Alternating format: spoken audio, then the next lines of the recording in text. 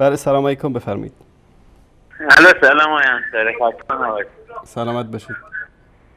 عباس هستم از ایران. آقای انصاری عباس آقا بفرمایید. آقای انصاری واسه آقای کلان زنگ زده نیم ساعت با شما صحبت کرده. خب بله من خواستم اگه لطف کنید، چون من عربی زیاد خوب نیست، سوره کهف و خب آیه 102 اگه بتونید واسم بخونید یه لطف بزرگه، من بعدش صحبت کنم. آره این اگه لطف کنید منیش رو بگین. آیا کسانی که کافر شدند گمان میبرند که بندگان مرا به جای من اولیای خود بگیرند؟ بیگمان ما جهنم را برای پذیرایی کافران آماده کرده ایم.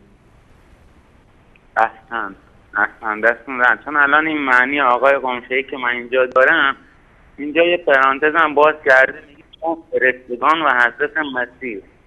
با بعدش ادامهشون همینو میگه داخل جهنم.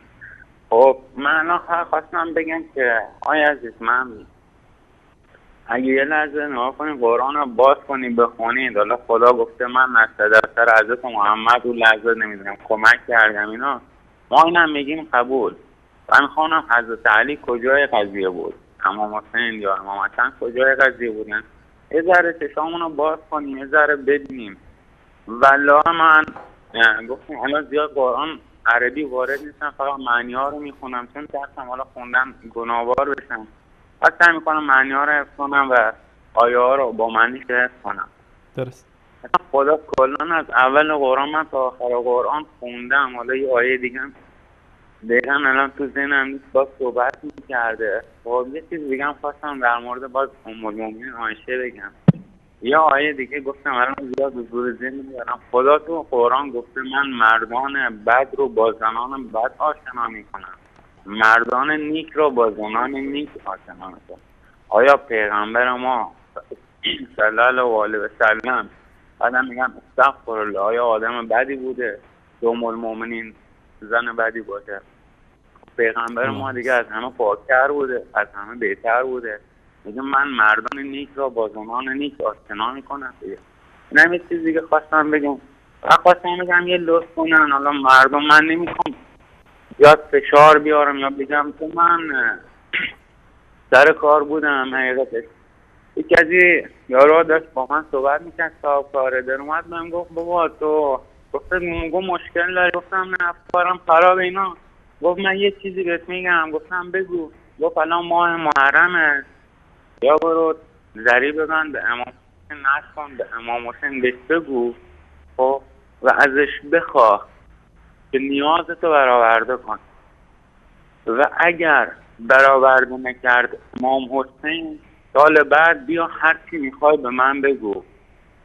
من یه لحظه اومدم باش صحبت کنم، یعنی خواستم بهش بگم الان میخوام هر چی تو دلمه بهت بگم، تو این نیست ولی میخوام بهت بگم بفهم. خیلی معذرت میخوام آدم نفهم، بفهم. ما بالاتر از امام حسین ما خدا رو داریم، ما خالقمون رو داریم، کسی ما رو آفریده. من چرا نام به خدا تکیه کنم؟ چرا نام به خدا پناه نبرم؟ بعد صحبت شد خیلی، حالا من بحث نمیخوام چیز کنم، گفته بود که من هرچی خواستم به این داد و اینا. من 2 دقیقه باش صحبت کردم والله داشت گریه میکرد از بدبختی. بهش گفتم تو که الان میگی 30 سال داری شب 7 سال شب هفته محرم ناز میدی و بزاده، چی شده تو 2 دقیقه صحبت کردن من الان زدی زیر گریه؟ تو به کجا رسیدی که من برسم؟ او خدا یه جای دیگه هم باز صحبت میکنه، میگه بابا او کافرانی که نمیخوان بفهمن من گوشاشونو با سنگ میگیرم، چشاشونو میبندم، بذار تا برن تو قهر جهنم، اونو هیزمای جهنم هست. دیگه چی کار باید میکردم؟ من صحبت میکردم یه جورایی بامبست میشد. بعد خیلی راحت بهش گفتم پسر خوب من تو خونه خودم با یه قضایی مشکل دارم و حتی بابت نماز خوندم من بلند میکردم خونه نماز میخوندم برمیگشتم. خب چون که گفتم حالا ببینه 2 ساعت دیگه هم میخواد راضی بی با من بحث کنه و من یه جورایی تو اطلاعات قوی رو نداشتم قانعش کنم. درست. من از دستش ناراحت نبودم، اصلا ناراحت نبودم. من فقط از دست یه چیز دیگه ناراحت، دست اطلاعات غلط که به یه آقا تزریق میشد ناراحت شدم از این اطلاعاتی که داشتیم اومدیم.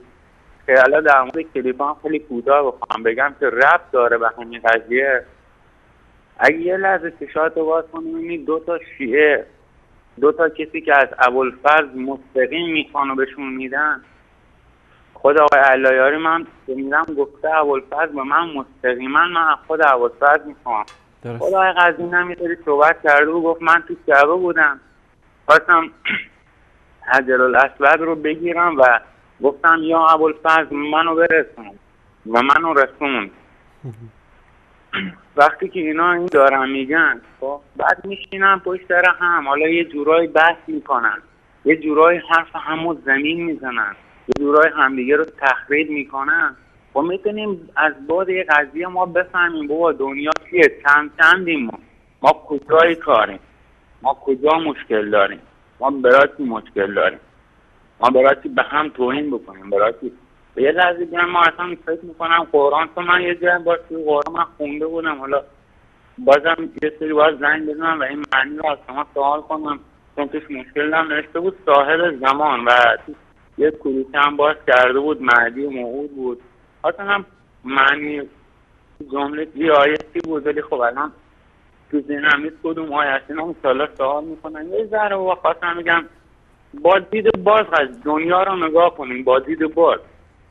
ما روایت همونو خب خیلی نظر میکنم زیاد هست میکنم ولی روایت همونو ما با قصه های افسانه‌ای لیسان و جونگ و نمیدونم اون 2 برادر و 2 غلام ما اشتباه گرفتیم. بابا اصلا همچین چیزایی نیست. این روایت هایی که اومدن واسه ما یک قضیه مشکل قبیله‌ای بود که اتفاق افتاد و یه قرآنی که اومد واسه ما از آدم گفته تا آخر دنیا واسه ما همه چیزو توضیح داده، همه چیزو با منطق گفته.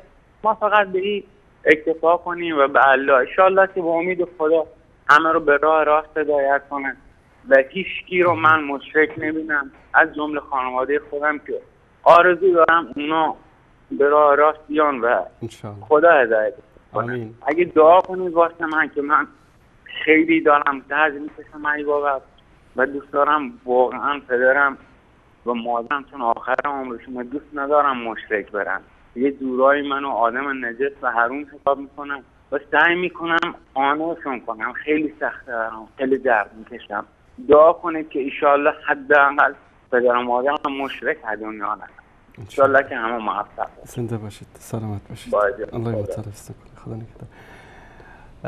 من و همه بینندگان عزیزمون و موحدین دعا میکنیم که الله سبحانه و تعالی توفیق هدایت نصیب پدر و مادر بزرگوار شما بکنه و همونطوری که الله سبحانه و تعالی در قرآن کریم به ما امر کرده اگر پدر و مادر مشرکم بودن شما باشون خوش رفتاری بکنید و این وظیفه شماست.